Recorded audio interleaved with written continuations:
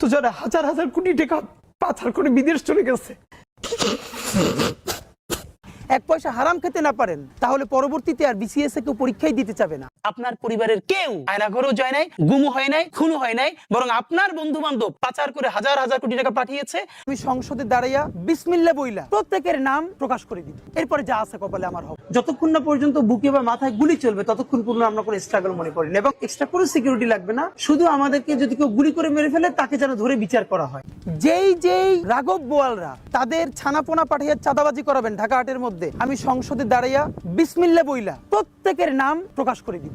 শহীদদের পরিবারে যদি আবারও গণহত্যা চালানো হয়, আমার যেই ভাইয়ের একটা চোখ অন্ধ হয়ে গেছে, বাকি চোখটাও যদি অন্ধ হয়ে যায়, ইন্টারিম শুদ্ধ কিন্তু বাংলাদেশে রক্তের বন্যা বয়ে যাবে বললাম। আর প্রধান উপদেষ্টারে তারা গিয়ে বলে, ওই পেট্রো বাংলার চেয়ারম্যানটা কিন্তু আমাদের লাগবে, অমুক বিশ্ববিদ্যালয়ের ভিসি কিন্তু আমাদের লাগবে। আপনি কেন প্রেস মিট করে বলেন না বিএনপি আমার পেট্রো বাংলা চাই?